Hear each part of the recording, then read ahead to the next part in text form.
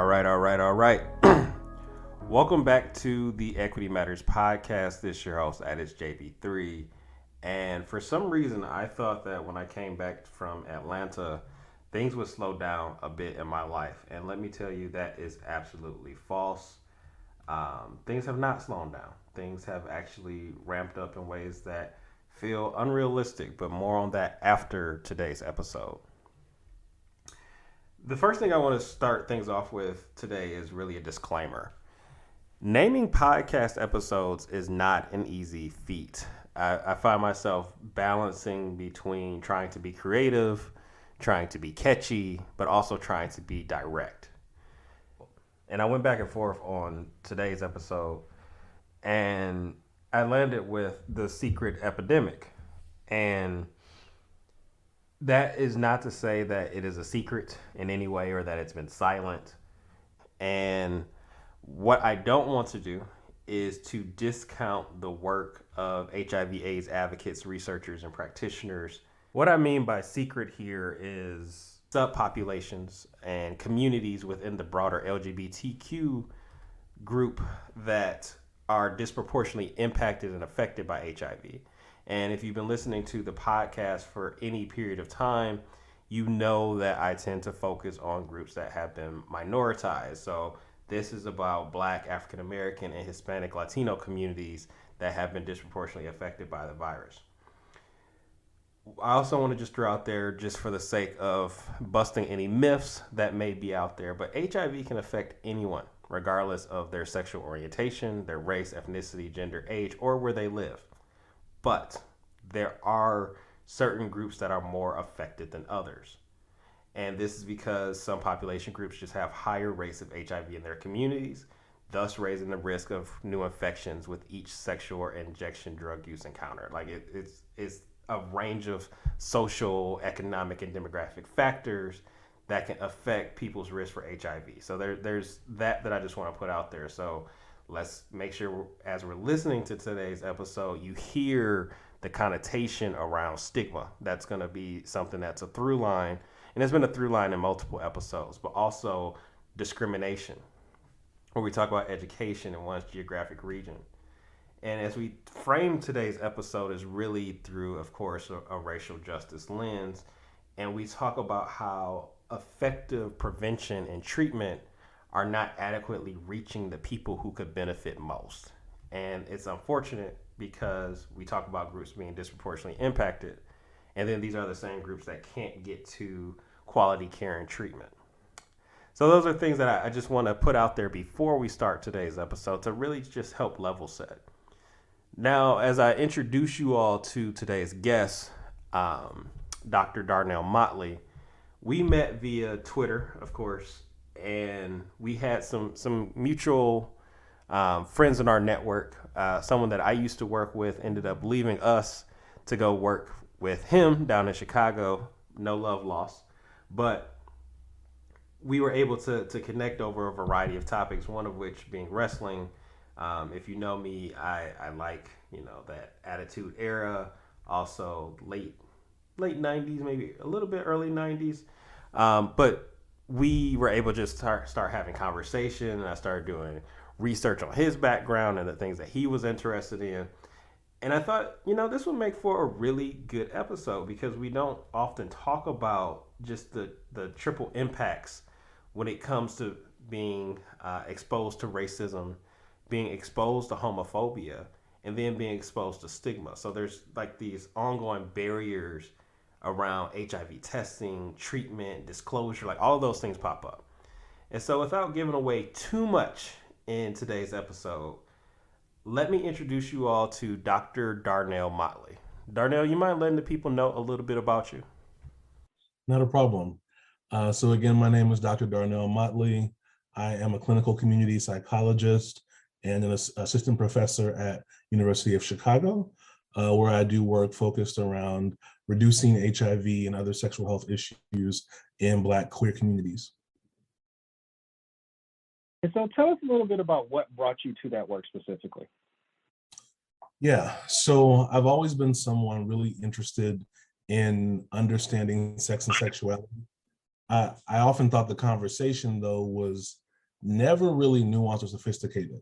People talked about sex with a lot of shame, which meant a lot of humor, but not humor to make it easier to talk about, humor to sort of put a little bit of distance between themselves and sex. And so when I realized I could study it academically, I was very excited. And so initially I was very interested in like Black manhood and sex in particular.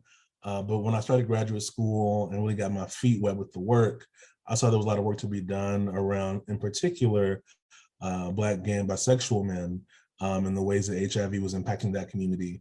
So that was my entryway.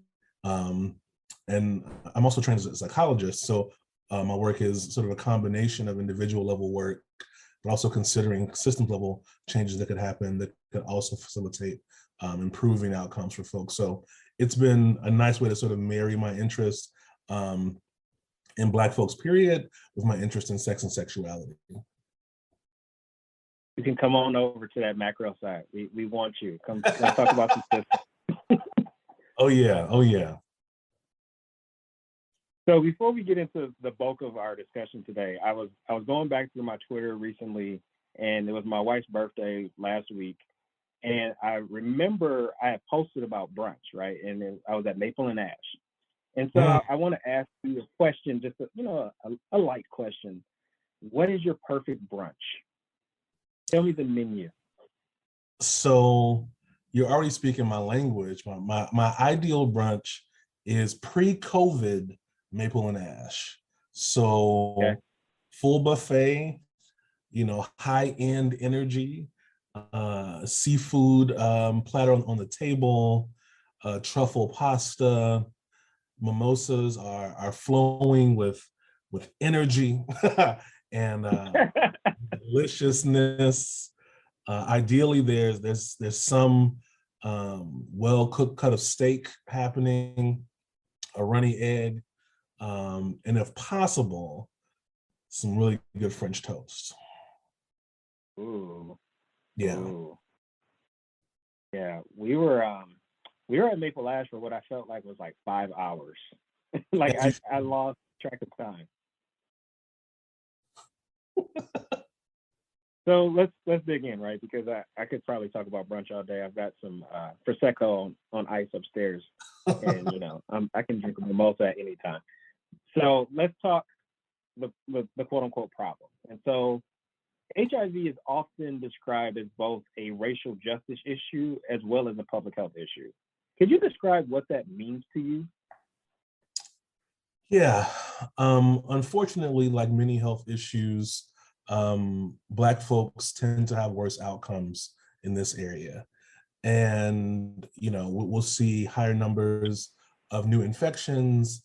We'll also see, in terms of percentage, and we'll see that there isn't the same kind of reduction in infection, even when there are new ways to prevent the disease. And one could look at that and make assumptions about Black people and say that Black folks aren't trying, they aren't listening to the precautions that are being communicated. However, it's much more complicated than that. So as I mentioned, a lot of my work is with Black gay men in particular. And when I came into the field, actually before I came into the field, when I was finishing undergrad, so I was at Princeton, finishing up, ready to come into the world, young professional, and there was some data released that made an argument that essentially that 1 in 2 Black, gay, and bisexual men were living with HIV in sort of 3 large cities. And I saw that data and I was very confused because at that point, I knew 1 person living with HIV. So I couldn't understand how it was possible that the numbers were what they were describing. And to be frank, the numbers weren't what they were describing. They were a bit skewed in that research, but the idea that could be true was worrisome. And so digging into the data, we did see though that Black gay men in particular were still being impacted most by the disease. We couldn't understand why for years, and slowly with more and more advanced research, we were able to understand that it wasn't a matter of condom use, because at that point that was our major prevention strategy, was condom use. But it wasn't differences in condom use, because we would see that actually Black, gay, and bisexual men were using condoms similarly or more than their white peers. What it was more so was their networks. So many Black, gay, and bisexual men are in pretty close sexual networks. They tend to be other Black, gay, and bi men in their communities. And so for a white gay man, his number of possible partners, his sort of the range of possible partners is larger in sort of general numbers than for these Black men. And so because many of these Black men were in their own communities with fewer possible partners, the disease can be transmitted more easily between those men. Also, given issues around insurance access, issues with mistrust of systems, there was sort of less engagement in care among Black men. And so if we have less Black men in care, and sort of they're their own primary partners, we're having less reduction in the viral load in the community and more communication between these men. And so if we look at it only as like, oh, Black folks are doing something wrong, we're missing the understanding that it's actually about context. It's about access to services, access to care, but also the ways that there can also be sexual racism that may isolate this community and then sort of therefore propagate the disease and the epidemic in that way. So you're definitely hitting on all the points that matter to me, right? And describing that, of course, this is like the only hill that I'm willing to die on, that race is not a risk factor, right? Like people need to go ahead and debunk that theory now. But there's still ongoing barriers and obstacles to care. Like people think for whatever reason we're in the 21st century, like everything is accessible because we have, the world at our fingertips, and that's just simply not the case. I also want to get to talking about, mistrust of the healthcare system, but we'll get to that in a bit. I want to go back some and talk about like the historical context of the disease and how it showed up and shows up in Black communities. Yeah, in my experience, the story always seemed like it was about, quote, gay people, end quote, which for many Black people means white people. So when I was younger, learning about the HIV epidemic, I assumed it was happening to gay white men that I did not know and would likely not know. There wasn't much conversation around the ways that were showing up in Black communities, ravaging Black communities, taking away many of the folks who would have been my elders. And so there wasn't really a conversation happening around the ways we were losing folks, but we were. And there wasn't a priority placed on us in the way that it could have been.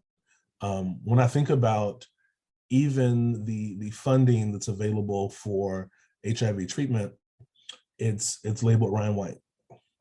Ryan White was a young man who did die due to HIV, but in particular, Ryan White was someone who got the disease via blood transfusion. He was a young white man, ideally heterosexual, we presume, a boy, who got the disease in a way that folks felt was sympathetic. There was not the same kind of sympathy for the queer folks. And so there was no conversation, at least that I knew about, around the Black queer folks. And so even in the way we sort of have framed the funding, there's sort of this erasure of Black queer folks who were fighting to live during the height of the epidemic, and who we lost, in large numbers. In many ways, my first interaction with the possibility of HIV in Black communities was when when Magic Johnson came out with his diagnosis. And even then, there was sort of a brief discussion around like, what did this mean? Was Magic secretly gay? That was sort of the conversation in many spaces. And then at some point, because he didn't get sick and die, it went away. There was a notion that Magic received a cure, and that's why he was able to live. As someone on the other side of the science now, that what likely is truer is, there's different progression for different folks. There's also the access to newer medications is possible. Who knows But he wasn't cured, that much I did know. But after that, there wasn't much talk about HIV in Black communities in my experience until my senior year. So this is 2005 or 6. A buddy of mine comes to campus and he says, "We got to watch Oprah today. It's an episode about the DL." I said, "What?" He's like, "Oprah's covering the down low. We got to watch." And I said, "Okay, let me get my head right for this conversation. Let's watch this." And so we go to my room, we turn on Oprah, and she has on J.L. King, who just written a book about, Black men living, quote, on the down low, meaning living double lives. So having a wife or a girlfriend, but secretly having male partners. So this covert bisexuality. And the talk was really framed around how these men place women at risk, Black women at risk for HIV acquisition. And so the sort of my second conversation or sort of notice of conversation around HIV in Black spaces was one that was sort of tied up with this idea of a Black gay boogeyman who was preying on Black women. And so then we had that to deal with. And there was rampant conversation about, is your man on the down low? Is your man putting you at risk? And at the time, I didn't know the science enough to sort of be able to have much of a conversation about it. But now, so similar to sort of other misconceptions, the data soon after that sort of aired was showing that, Black gay and bisexual men, Black bisexual men who weren't out to their partners were using condoms at high rates. And in fact, many of them use condoms with their male partners in ways to sort of distance themselves from the experience of it being sort of intimate. But the narrative was never that. The narrative was that these men would not use the condoms to not think about what they were doing, and they were putting folks at risk. And so we have this sort of really damaging conversation at work that doesn't allow us as a community to come together. In fact, it forces us to be in separate teams, separate silos, in places sort of folks who are being impacted by HIV as enemies, sort of wary of one another, rather than folks who are battling a systemic issue as comrades. I was today years old when I thought of the letters DL as double lives. Like, I've never thought about that until you just said it. And I know it typically stands for down low, but I never would have even pieced that together. And I recall that Oprah episode. I don't think I saw it when it came on. I know my mom was really big into Oprah, but I recall like the narrative around it, as you said, like they were treating like Black men as these nymphomaniac, just have sex with whomever, however. And when you think about that, I mean, a lot of those remnants still last today in the ways that we consider bisexuality. Like, you can only have one or the other type narratives that people share, and it's unfortunate. Certainly, I think about folks that I know even today. Like, I'm a bisexual man, and I often say gay because it's easier for folks to understand because I'm not currently practicing with women. But when I talk to folks, there's a way they talk about picking a side. And when you ask them why, they say, because you don't expose that woman to that. To what? Like, what is that we're not naming? And often that sort of that unnamed thing is the presumed risk for HIV acquisition. So rather than having a conversation about how we can all be engaged in partner testing, right? So rather than asking, the frustrating question, are you clean? We could say, have you been tested recently? What were the results? Can we go together, right? Like, can we go together to be tested and share our results with one another? That's a very different conversation than sort of creating a boogeyman that we are, checking for through conversation at best, rather than going to a clinic and getting real information from professionals who can let us know. There's folks I know who've never been tested before. They don't plan to be, because their assumption is that the virus is somewhere else with other folks, and not realizing it could be very proximal. So if we're thinking about sort of the systems level issues, incarceration impacts Black folks disproportionate rates as well. And jails are often places that they don't allow condoms to be distributed, because to allow condoms to be distributed would mean to agree to the fact that men are having sex in there, but they are. And by ignoring it, we're not actually stopping anything. And the number of men who come home from incarceration living with HIV is not inconsequential. And so it's another route of HIV coming into our communities, but not being addressed in a meaningful way.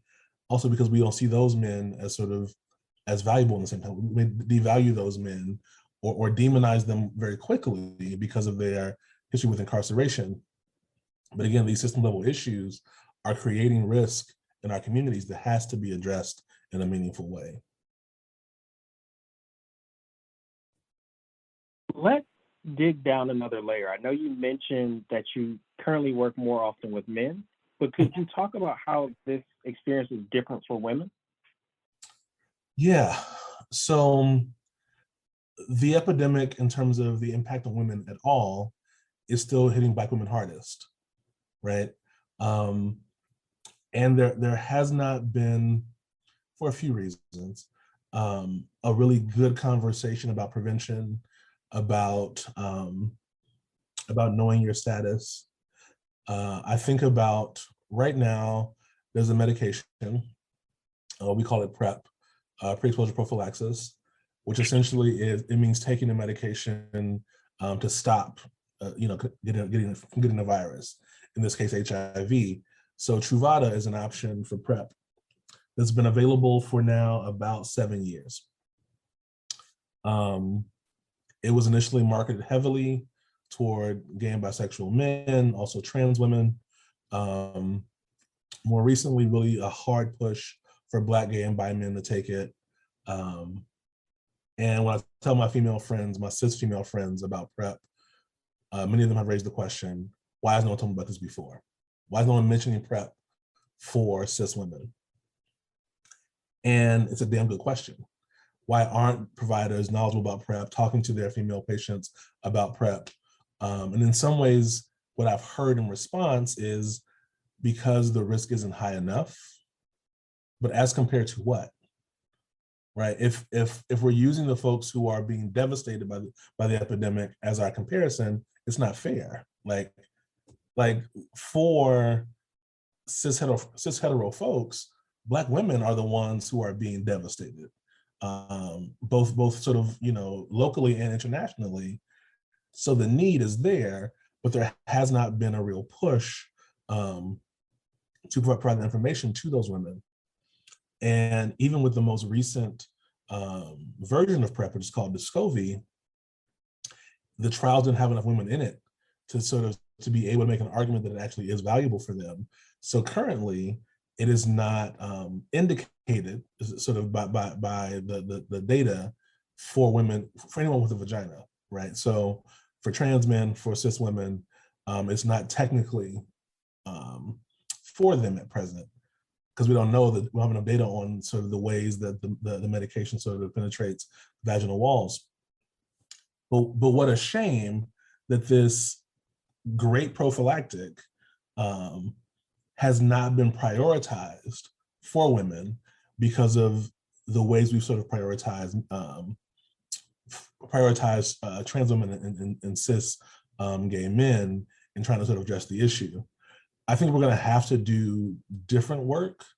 We're going to have to sort of shift it's not a zero sum, and I think we've been acting that way to some degree, and sort of be able to make space for this additional work with Black cis women, to give them information, to understand what their needs are, because they're different than gay men. They may want to be marketed to differently. They may want to be talked to differently about this. There currently are some studies that are looking at possibly trying to pair PrEP with birth control. And so someone could be able to get sort of a full prophylaxis. So prophylaxis for both pregnancy and HIV, sort of in one drug, whether that's some sort of injectable or implantable or daily medication. But that steps in the right direction. But we're still we're still early in that work, particularly when compared to what we've been doing with gay and bisexual men and trans women.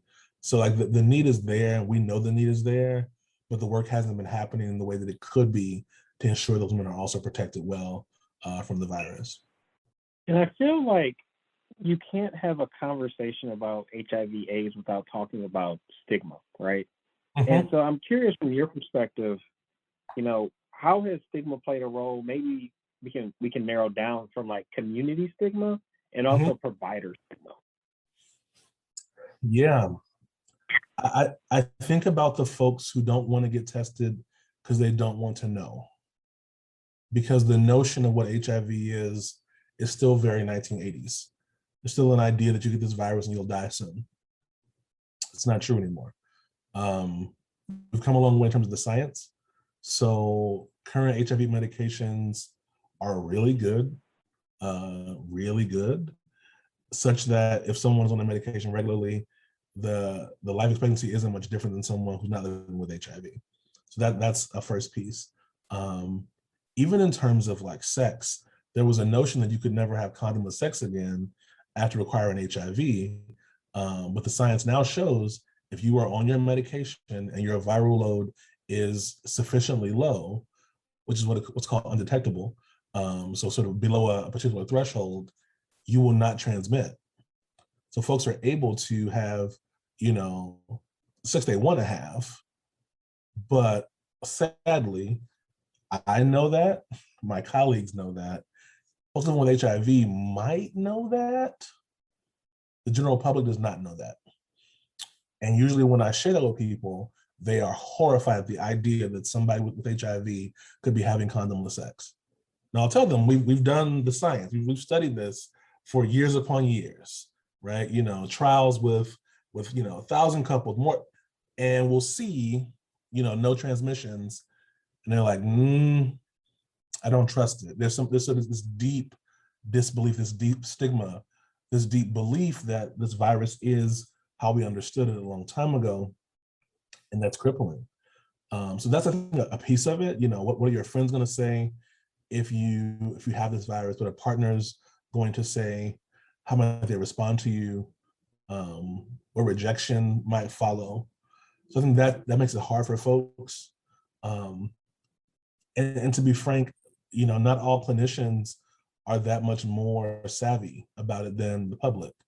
And so I've talked to clinicians who didn't want folks to know about, we call it U equals U. So undetectable equals untransmissible.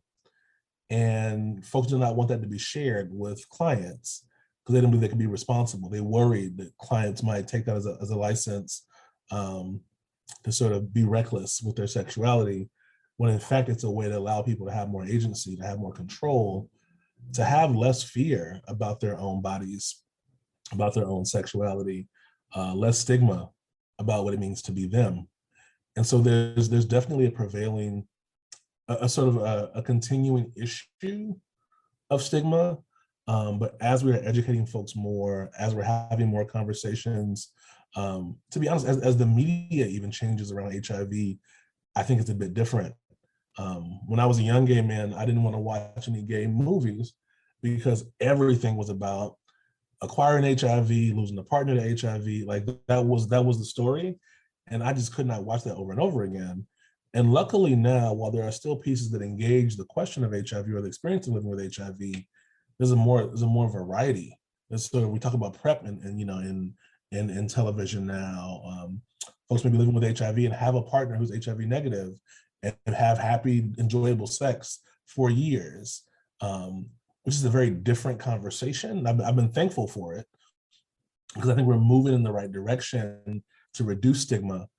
We got to keep having these conversations, and not just with folks who in our mind are high risk, talking to mama, talking to daddy, talking to cousin, talking to grandma, so she can have a different notion.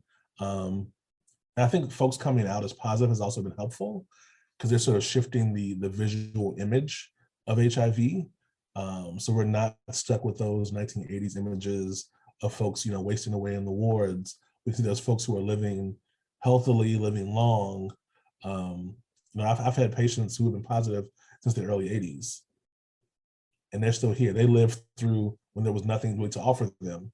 They lived through medication that was fairly toxic to them. Then they lived through having good medications and making it work, even with limited access. They've lived through. They've had HIV longer than I've been alive, which is kind of wacky to me. But we don't hear about those folks. I think if we did more often, we could have a more nuanced understanding of the virus and begin to shift our stigmas, drop some of those stigmas, and be able to have, more productive conversation around this issue. I mentioned earlier how there's this notion, and I'm not even sure how it came to be or how it's carried on, that people can just literally get to care, right? Like you have the ability to hop a bus, to drive. You've got telehealth options now because of the pandemic. Could you describe like what kind of obstacles are present that continue to impede access to quality care, especially for folks who are looking for treatment? Yeah. I think so. There's fear. So the general fear of seeking care that I think stops a lot of folks. There's not knowing where you can receive care that that is sensitive to your issue, right? Like not everyone who's treating HIV is respectful. And so, knowing you can be safe in that space, knowing you cannot be judged.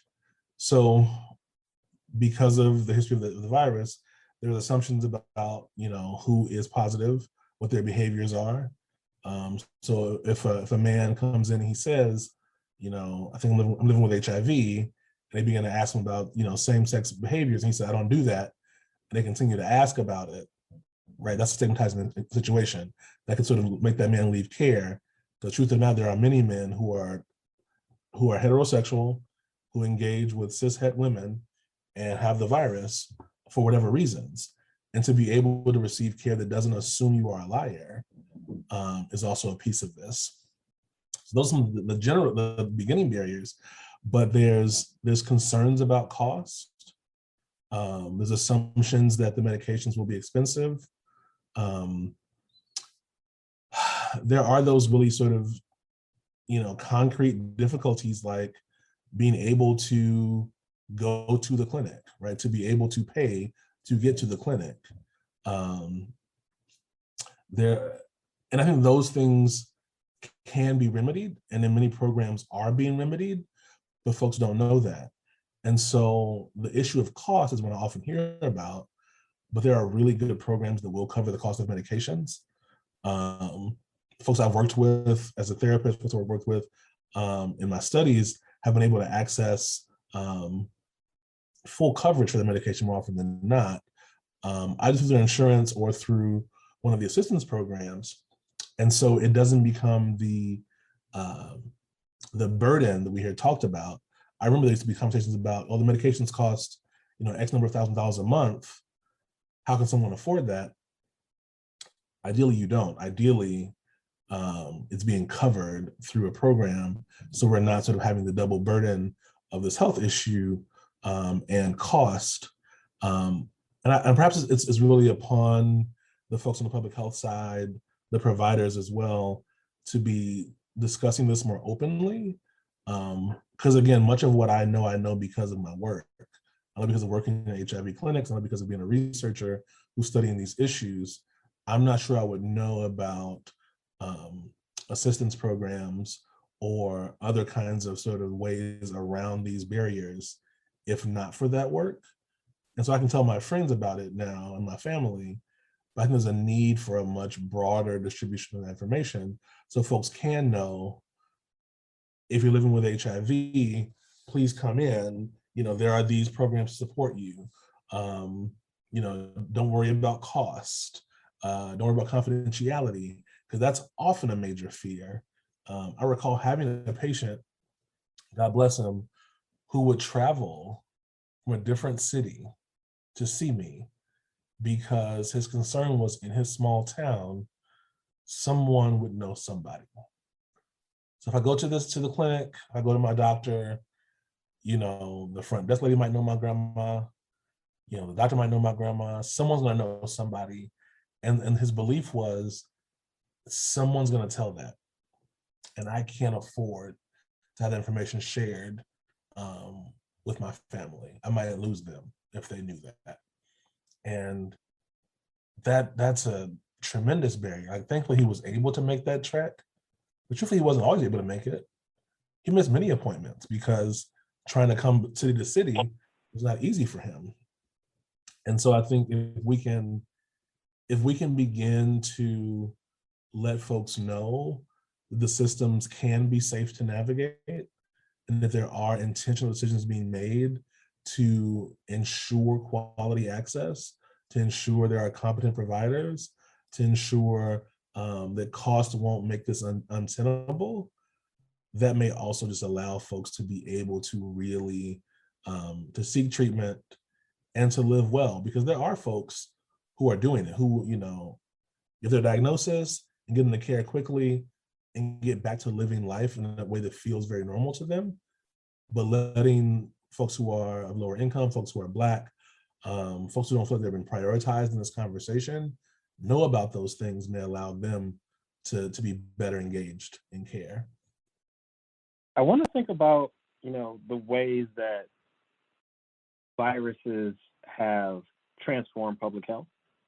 And there's two that come to mind here in the more recent time, thinking about HIV/AIDS pandemic and also COVID-19.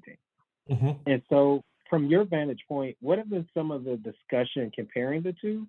And I'm really curious as to, where have we gotten it right and where do we still have work to do? Because I've observed, like, from the public health seat, just the ways that we continue to talk about our social infrastructure and the fact that it's those social determinants that really impact vulnerability. And I hear part of that in this conversation as well. Who has access to what will impact, health outcomes later. But I'm curious, what are you hearing from your side? Yeah. And I'll preface this by saying I'm not sure that I'm always getting it right with regard to this. I think that I often fuss about the old guard in public health and their perspectives, but I've been doing this work now for, I guess, about 11 years. So I'm not exactly new anymore. So there's some ways that I'm also old in my approach. So with that said, when the pandemic began and there were the pretty strict shelter in place orders, I was on board, very much on board. It seemed to me a very doable solution to reduce risk of transmission. And I was saying that as someone who could very comfortably be in his apartment for months, who could order his groceries, who could order food, who could do all the things to make my life comfortable while being secluded. And folks who would not seclude made me very frustrated. I could not understand why they needed to sort of break all of these rules to be social, like people who are still on sex apps. I'm like, you have to do it that bad with strangers? You just can't stay in your house? And I found myself really annoyed. I was like, we've learned about, how to stem a virus. Why are we doing this wrong? And in one way I was right, in one way I was very wrong, because we also learned with the HIV epidemic that restriction alone is not sufficient for prevention, right? Like, people have a multitude of needs, and social interaction is one of them that has value. And the sort of, in some ways, isolation only was not that different than condoms only as an approach to prevention. And so I think, the fervor to prevent the virus, I think, is something we learned well from HIV. I think the rigidity of our initial approaches and the judgment we put upon folks demonstrated a lack of reflection, what we learned about from the HIV pandemic. And so what I will say, though, is as we move toward vaccination for COVID, which in many ways was predicated on the science that was done toward an HIV cure. I've been sort of heartened at the number of folks in communities at risk for HIV or living with HIV who have been willing to get vaccinated, who've been willing to get tested for COVID in order to live the life they want to live. I think still the penchant for harsh judgment of folks who are more reluctant to follow the rules, the sort of the suggestions of the sort of the health providers and public health officials still reflects a lack of reflection, because we know that there are so many reasons folks don't trust systems. So I know the vaccine was developed quickly because it was, built on this infrastructure. Not everybody knows that.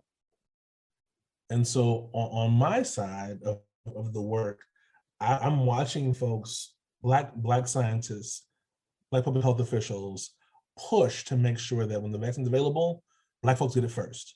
We are tearing rooms up. We're lighting folks' asses on fire about this. And then when it came time to be prioritized, community members were asking, why are y'all doing this? I can't trust being first in line. I don't want to be an experiment. And so we weren't thinking through the need for communication we're doing, for transparency, so folks could see there were folks who were invested in them, ensuring they were being prioritized, not just sort of pharma companies using them as additional data to sort of see how well the methods were working.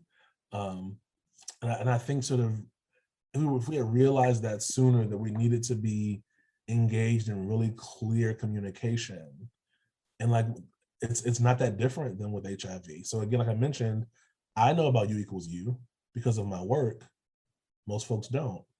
There should be more frank conversations about what we know and what we don't know, so folks can feel included, and then be able to make decisions that are more agentic, rather than making decisions that are really mired in their fear and their distrust. So I think, we've gotten a few things right in terms of the eagerness we have, the literal science we've built upon. But I think if we've been more thoughtful about how we approach communicating what can be done well, how we approach understanding folks who resist initial efforts at prevention, we could have been sort of more empathetic in our work, and possibly sort of created less tension and frustration with public health officials and the systems sort of in place. When we first started getting cases here in Michigan, my family will wait for me to give like updates, because they know I work for the government. I work for the state health department, and it became, like my role is now like the public health expert within my family, right? And it expanded, and it took place from the point of, testing to the point of vaccinations. Even now, I've got family asking me, should I get vaccinated? And I'm like, what are your reservations? And people tend to have, reservations that are valid. I mean, hesitancy doesn't come from anywhere, or from nowhere rather. And being able to assist in that way, at first I was frustrated by it. Like, I'm learning this at the same time you are. Like, watch the news, I'll tell you if it's right or if it's wrong. And then I took it as like, this is my responsibility as a role in like public health leadership, like being able to articulate what the risks are, why we're seeing the numbers that we're seeing. And even now in the Delta surge that we're experiencing, it's like, our children are at great risk because they don't have any form of protection. And what you can do as, parent, as grandma, as auntie, is to protect yourself, to protect your children. And so I'm not going to get on my vaccination high horse today, but I just see the comparisons there of like, we have roles as, as we become the old guard, right? We become the gatekeepers. How do we make sure that we're sharing information that can, benefit folks and make sure they have enough information to be informed with whatever decisions they make? Yeah. The thing that I've been sitting with a lot in the last, let's say 3 months, is navigating my frustration when I communicate science and it's rejected. So I had the same role in my family in that, and everything was very partisan, very political. So let you know what it says. Like I will dig into it because I feel comfortable doing so. And so I would go back and let folks know what was what. And in my family, that was well received. Folks, heard what I shared. They were, oh, it's safe, cool. It means this, means that. Okay, great. They did that.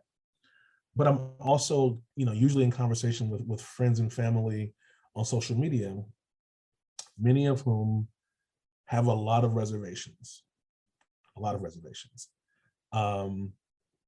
some based in like fact and some based in like mythology.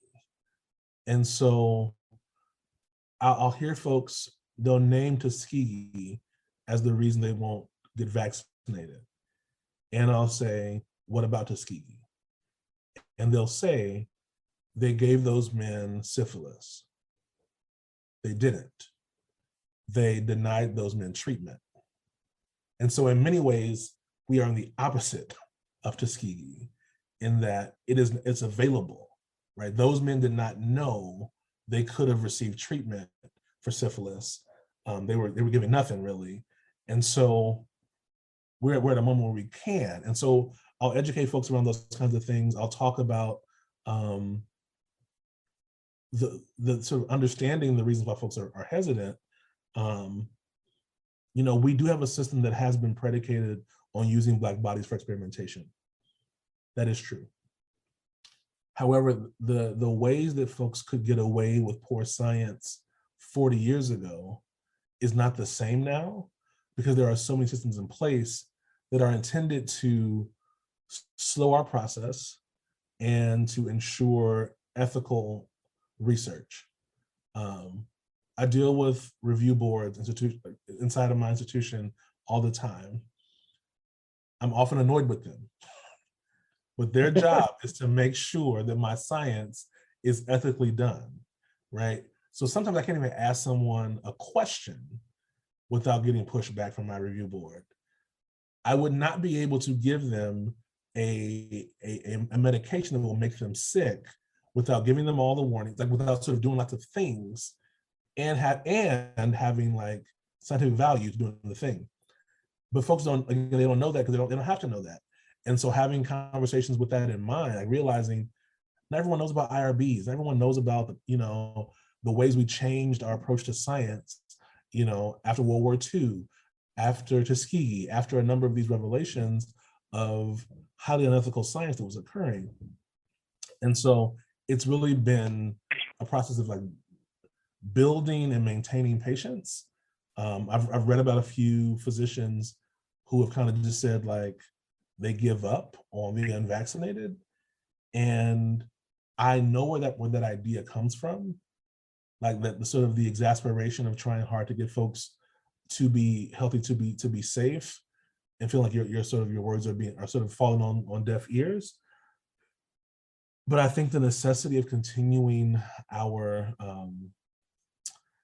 desire to support communities at risk, even when they do not listen at first, even when they question the science, even when they question our loyalty, because I've also been told I've been co-opted by them, whoever them is, the man, pharma, the government, and that's why I support vaccination.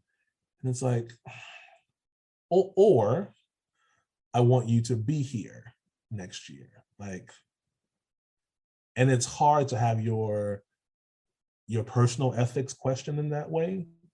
It's hard to have your personal values questioned in that way when your goal is that folks can be healthy. But I think it's worth continuing the efforts despite that frustration, because someone may listen, someone may remember a chunk of what you said and to revisit their idea about vaccination, even if it's like after something happens and it's sort of a tragedy that sort of spurs them. At least we've shared information with them so they can make decisions that are in their best interest.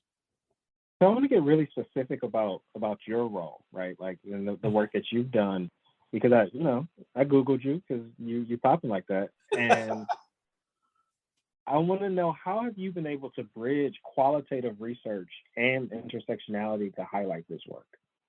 Yeah. I believe that the communities that I'm most interested in have often been studied lazily. So we have not thought about their complexity.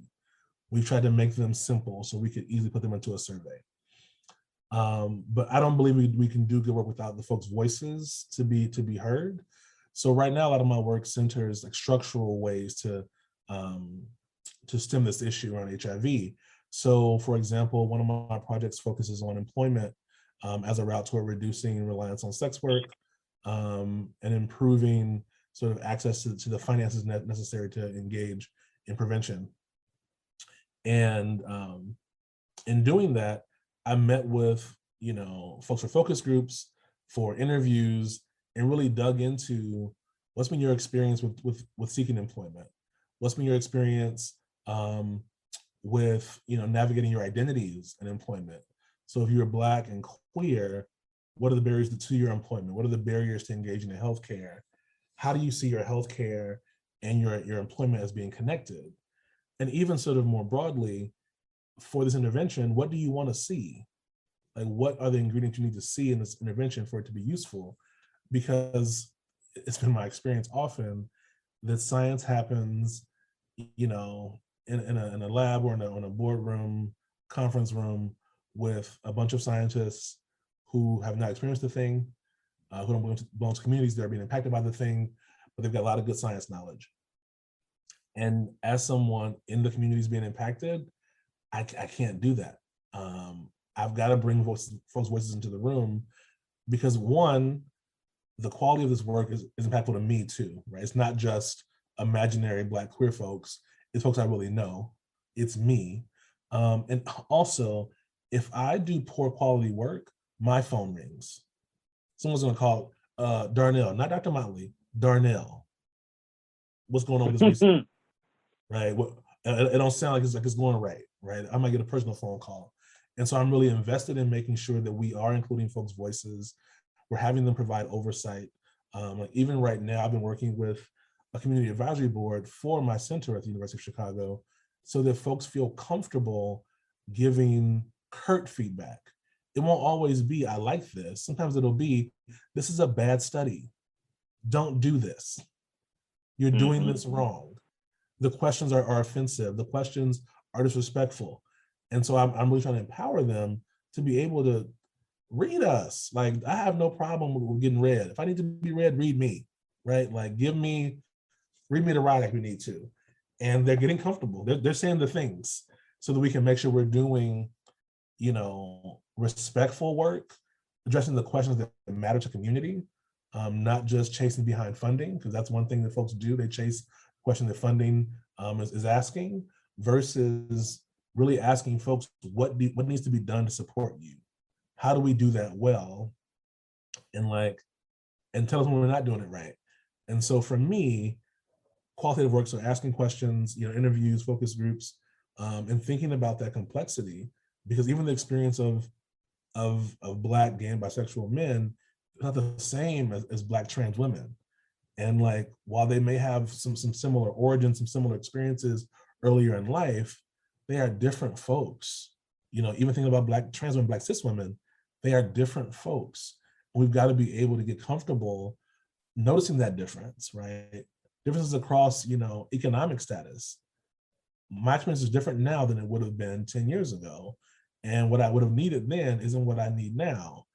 But you have to be able to be comfortable realizing that folks are more than Black, more than, Black man, Black woman, to be able to get into all those intersections and really dig into the complexity of what may be needed to support them best.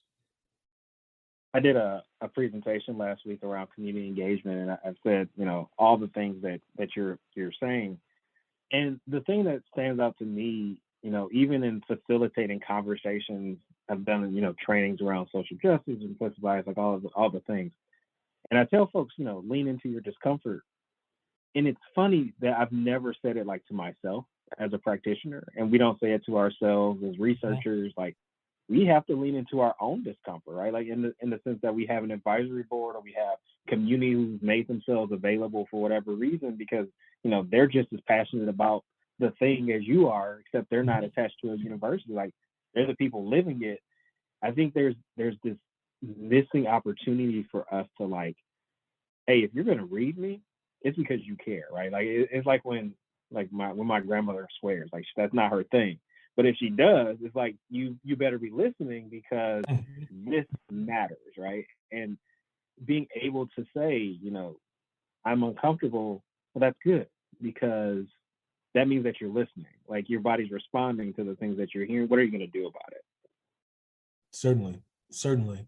One of my favorite quotes from someone I heard at a conference was Tonya Poteet at a LGBTQ health conference a few years ago. And she said, if you have been doing this work and you have not been read, you're not doing this work. And it was such an important point, because when I think about work around HIV is work around communities that have been hurt before, folks who have been mistreated, folks who've been undervalued. If you have not heard them say, ouch, you're not doing the work, because there are ways that in our attempts to be supportive, we will create ouches. Like, that's part of the work. And it doesn't mean you run away. It means you listen. It means you refigure. It means you have conversations around the ways that some things may hurt because I did it wrong, or it may hurt because we're sort of doing the work of improving the thing. And again, it's worthwhile to be comfortable receiving that feedback, even if it does not feel good to you as the person with power, right? Like, it is okay to be corrected by someone who's living the experience you're trying to understand. That takes me back to the Darnell Hurston quote about being silent about your pain. Oh, yes.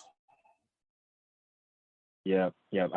For the folks listening, look it up, and you'll see it. Yeah. We've got to make space for folks to voice their pain, and we have to listen to it when we hear it, for sure. Mm-hmm. So in the space that you're in, and this is my, thinking about the long-term vision around HIV treatment and prevention, could you describe what you think some of the future directions may be? Yeah, there's conversation about the end of HIV being in the next, 15, 20 years. And the idea of that's very exciting. However, to do that, and to do that well, means prioritizing the folks who are most impacted, who are most vulnerable. We've done well with the highly educated white gay men who have access. Now we have to dig into the issues that are keeping the pandemic going for other folks. And to talk about structural racism, to talk about sexual racism, to talk about providers who are not invested in these communities. We have to talk about changing infrastructures, tailoring our work to the folks we're trying to treat, and a lot of that's going to require humility on the behalf of the researchers and the practitioners. But it's also going to mean making room for investigators and clinicians who are not old white men. Like, the necessity of queer and trans folks of color, Black folks, brown folks in power doing this work can't be understated. Like, it's so many of the folks I know who are sort of Black and brown queer researchers or practitioners were mentored by white folks who we love. It will be nice when the mentors are also folks in community. That will sort of demonstrate that we've gotten to a place where it's not just tokens, but it's actually community invested work on a more regular basis. I need it to be the case that more folks with their phone rang when they do bad work. not just me.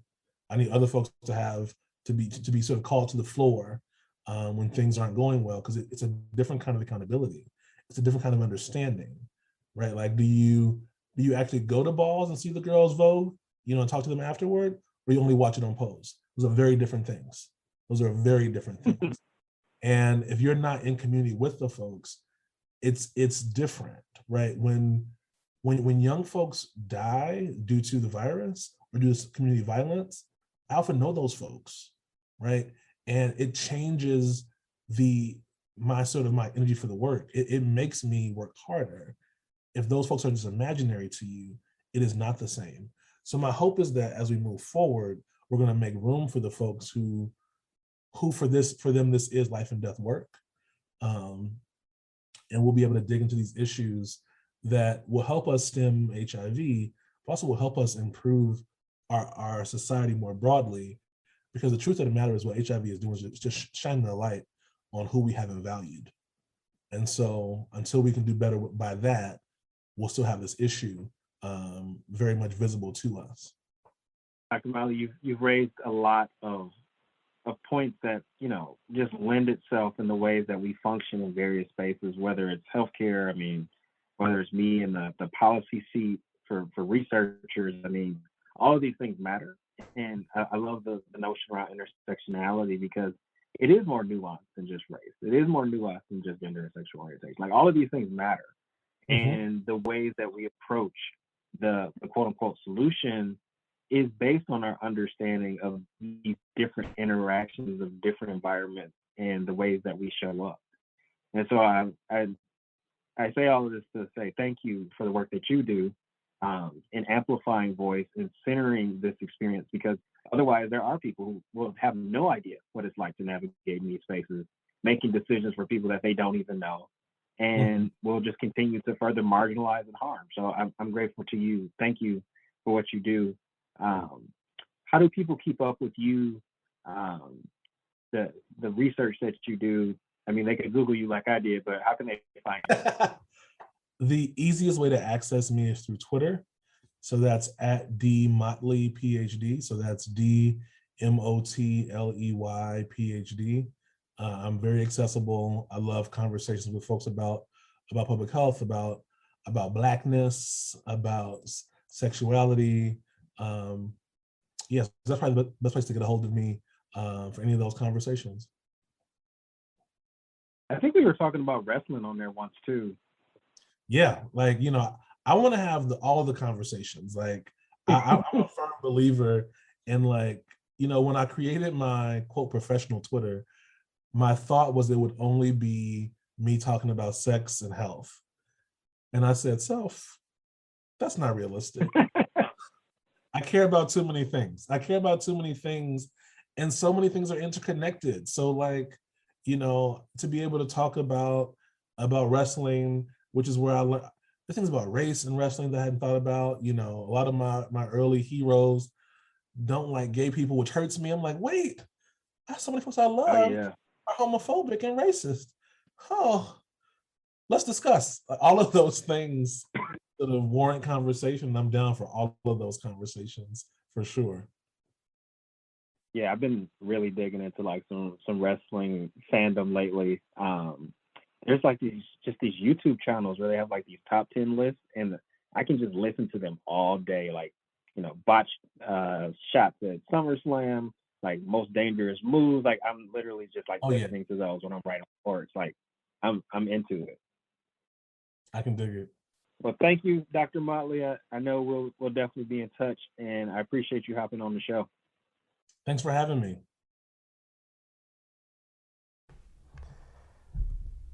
When I went back and listened to this episode as I was preparing and I was editing, I caught chills during Dr. Motley's introduction. And part of that is just being able to hear a Black, gay community psychologist. Where does that happen? Where do you find this collection of experiences and identities as a psychologist or as a social worker? I know they're out there, but it's just so rare to find this culmination. And so just of course want to shout out my bro for hopping on the pod. I think there's no other person that I wanted to have this conversation with. Just his perspective and the things that he's encountered in his research. Just grateful to you. A few quick announcements on the other side of things. So some of you may have seen I lost my grandmother earlier this month. It has been a trying time for myself and my family. Part of it for me is really knowing that I don't have access to her like I used to. When I think about the things that she instilled in me, the lessons, like my grandmother taught me how to pray. You know, the same prayer that I say to my kids now as they get ready to go to bed is the one that we said together. And she used to walk me to Sunday school, and she's the reason I have a good sense of direction, the reason why I'm kind. You might even argue the reason why I'm a social worker. And so losing her has been tough. But we will make it through. I think at some point I'll have to share kind of the behind the scene things that happen during funeral planning, because if you've seen any movie, you know how it goes. And I love my family dearly, but we're going to need some space after this is done. On the not so personal side of things, we are steamrolling into the end of the Equity Matters podcast. How do y'all feel? I know how I feel. Let me know how you all feel. It's the end of an era. It's been fun, but we must evolve, must transform, and we'll do that. So we'll see what happens next. But I've got mixed feelings about it. I mean, it's been my baby for 2+ years, so we'll see what happens. Additionally, Brothers in Social Work Collective, we are up and popping. We've got 3 commitments. Major announcements coming soon. I think I've already mentioned we've been working closely with Wayne State, but we've got 2 more on the horizon. And if you need speakers, you need facilitators, you need trainers, you need someone to come talk to your staff, your faculty, your students about navigating uncertain spaces, or just be upfront navigating white spaces in social work, give us a call. That's what we're here for. Send me a DM. We are more than open. Who are the Brothers in Social Work Collective, you may ask? We have my brother Gary Tate Traylor down in Virginia. You have the hip hop social worker Christopher Scott over in Portland, Oregon. Never knew if it's Oregon or Oregon. Chris, fight me later. And we are expanding, so we're also looking for more brothers who are interested in joining our network and who are interested in uplifting this message and really talking about dismantling the barriers to Black and brown engagement in social work programs. Because I think about my time in graduate school and my doctoral program, there weren't always safe spaces for me. And that can be a lonely adventure when you have no one else. So if you're interested in learning more about Brothers in Social Work Collective, hit one of us up. That's what we're there for. For now, we'll leave things right there. Hope you all enjoyed today's episode.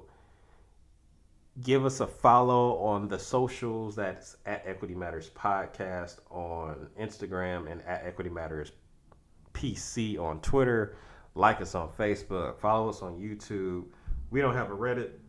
We don't have a Pinterest that we want to share, even though I've thought about it, because there's a lot of resources we come across that might be beneficial.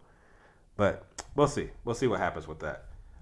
Courses are live on Cummings Graduate Institute.